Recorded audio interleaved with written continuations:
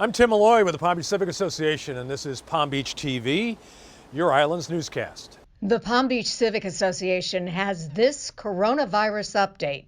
We spoke with our experts, infectious disease specialist Dr. David Dodson, Fire Rescue Chief Daryl Donato, and Councilwoman Maggie Zeidman for their insight and advice.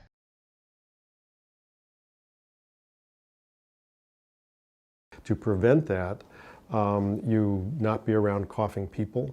You wash your hands for 20 seconds frequently.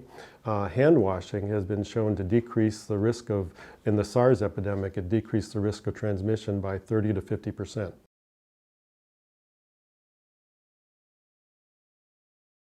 If you haven't traveled to one of the highly affected countries, it's very, very unlikely that this is coronavirus. So take a deep breath and don't panic.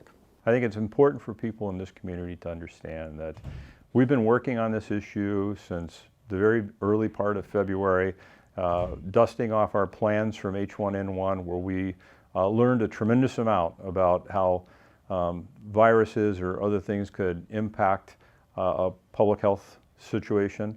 And we have great plans in place.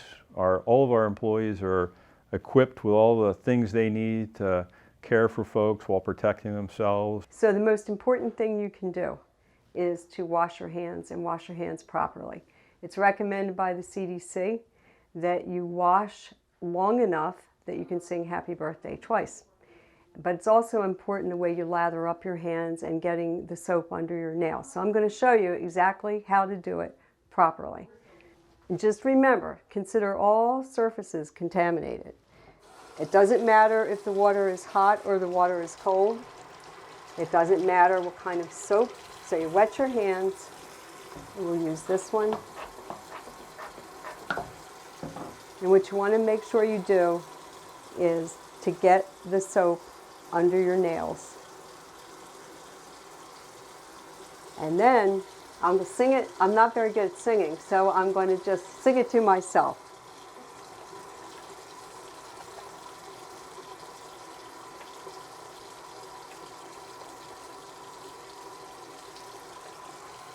And then rinse.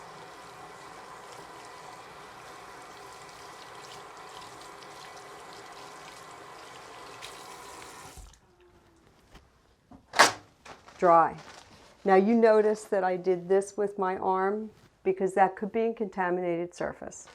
If we didn't have this kind of a device, you'd want to use paper towel to turn it off. That's it. For more in-depth coverage of the coronavirus and how it pertains to the safety of Palm Beach residents, please click on the full story on our website at www.palmbeachcivic.org. We'd like to acknowledge and thank the Fortin Foundation of Florida for supporting our newscast. And now, Palm Beach TV. We start with the Marina, a big, bold, somewhat controversial project, and it was a chance in town council chambers for those against it, for it, and those who want to know more to have their voices heard. My colleague, reporter Wendy Rutledge, was there for the give and take. The beautiful town marina is about to get bigger, accommodate larger yachts, and a fourth dock will be added to the existing three. The plan to improve and update the aging facility has been in the works for the past 3 years. Permits have been awarded, as well as several sizable grants. For concerned residents, a lively community meeting with town staff produced some very lively exchanges. Feels like it's throwing the neighborhood under the bus. I know, so we're not going to do that. A full house at the town council mingled with town managers and engineers, plying them with questions. Top on the list of neighborhood worries, a loss of the highly valued green space that lines the docks. It is a little tricky. I'm trying very hard to not do that. Yeah. That's why we're pointing out everything. In our apartment. So I live right over the park. I've been the watchdog since 2005. But I'm willing to forego the changes of the parking if it means don't touch the park, because that's how you compromise. Full disclosure and an ironclad guarantee that there would be no loss of green space were the answers many were seeking. Staff was listening. Green space, usable green space, is something that is very important to the neighbors. And one of the confirmations basically that we heard today is we need to figure out a plan that preserves as much as possible, if not all of it, the usable green space. So The other hot button issue, traffic. Traffic and parking. I love looking at the boats. I don't have any problem with that, but I do have a problem looking at parking. Can you share your suggestion? I want stop signs at Brazilian, Australian, and Peruvian. Not only staff, but several council members were on hand, and they too were listening closely. What you do is to shuffle this parking around so you get a win-win situation for all. But people seem to like the situation as it exists now, and if that's the case, we need to listen to them. Residents will get one more chance to voice their opinions about the Marina Dock project. A community meeting is scheduled for March 16th at 2 p.m. at Town Hall. I'm Wendy Rutledge reporting. On March the 2nd, the Palm Beach Civic Association's Global Speakers Series will bring Dr. Oscar Schofield, an expert on rising seas, to town to talk about his research in Antarctica. Research that tells us a lot about the future of our coastlines here. This is the world of Oscar Schofield, a world that is in the throes of catastrophic change. There's a few big ice sheets, like the Greenland ice sheet, that are in irreversible decline. They're going to melt, and they're being melted by the deep ocean. The deep ocean is coming in, it's warmer, and it's coming underneath the ice sheet. And that ice sheet down there represents 2 to 3 feet of sea level rise. The question, says Dr. Schofield, is when. This could slow down, he says, but it is not going to stop. It might be that as society, some people are going to have to retreat from the coast, but in other areas, we're really ingenious. We might find a way to essentially adapt to the change. The change is going to happen, and there's going to be winners and losers. In one of the most remote places on Earth, Schofield and teams of fellow scientists are watching a continent in transition. This is about science. We're right at the heart of some of the largest climate change on Earth. We're right there at ground zero. In my lifetime, that whole area of Earth has changed. The winter sea ice season is 90 days shorter. There is a complete sense of responsibility. We can't mess this up. I'm not sure we're going to make it.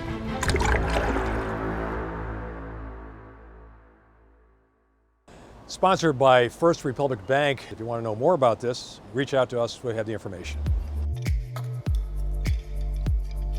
Want to fill an acute need and in doing so feel good about yourself at the same time? The annual Empty Bowls event will fill stomachs and warm hearts Friday at Bethesda by the Sea. It's a very simple concept.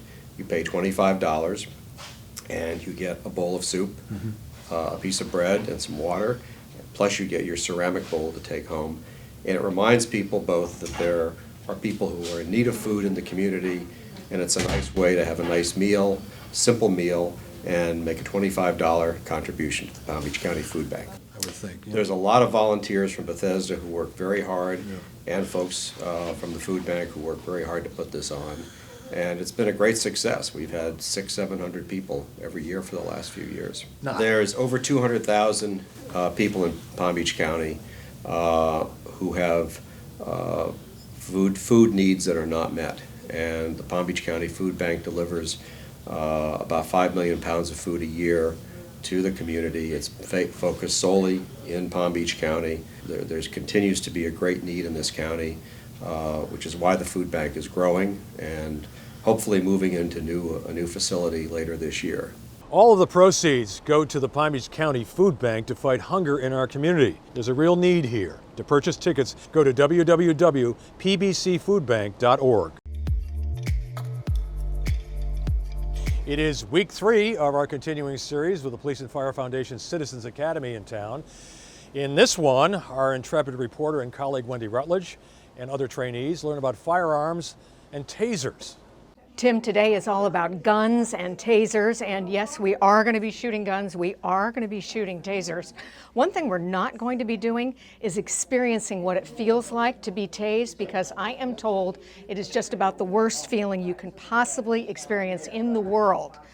So here we go. Watch the counter. You count up to 5. Right now now I know my taser's working. Firearms instructor Michael Ogrodnik escorted half of our Citizens Academy class of 20 down to the garage to face off against the tinfoil dummy with a taser. Point the taser in safe direction, both 2 hands. One by one, each of us gets a chance to shoot. See how high your laser is? Bring it down a little bit. Right there. All right, now you're going to say taser, taser, taser, so everybody knows, and then you're going to fire. Taser, taser.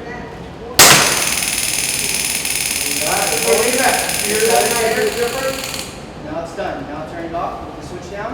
Unbeknownst to many of us, tasers shoot out sharp, narrow barbs attached to what could pass for fishing line, which is how the jolt of electricity is passed from gun to target. As I soon found out, the taser itself is light, feels almost like a toy in your hand, though clearly it isn't, and has no recoil or kickback. Go ahead and grab it with your right hand. You right-handed? Yes. Okay, make sure you're just going to index your finger and keep it off of the trigger. Like this? Yes, ma'am, perfect, until you're ready to shoot. Okay. You're going to get your hand in there a little bit. Okay. There you go, better grip. All right, take the taser, the cartridge with your left hand. You see the 2 points here? Yeah, where's the opening part? I don't want to touch that. This is where you want to keep your hand away from. Okay. So you want to hold it like this and insert the cartridge. Okay. Perfect, just like that. Insert the cartridge. Yep, good. All right, now you're going to put your left hand over your right hand, just like that. Good job. Now you're going to use either thumb and you're going to slide that switch up. Now it's on and ready to go. You extend your arm. There you go. Extend your arms out. You want to aim a little higher, like right about there. And then whenever you're ready, yell taser, taser, taser. And But this is the trigger? Send them for a ride. Yep. Taser, taser, taser. Nice job. Yep. And finger off the trigger.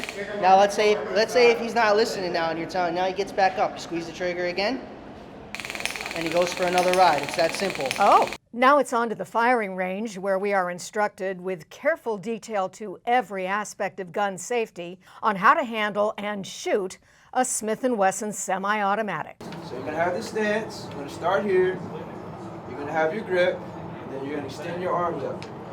Point that front sight where you want it to go. In real police academy training, new cops would be given 80 hours of firearms training. For us, it was about 10 minutes. But it is very focused, one-on-one guidance, including patience for a neophyte like me. You shot before? No. No?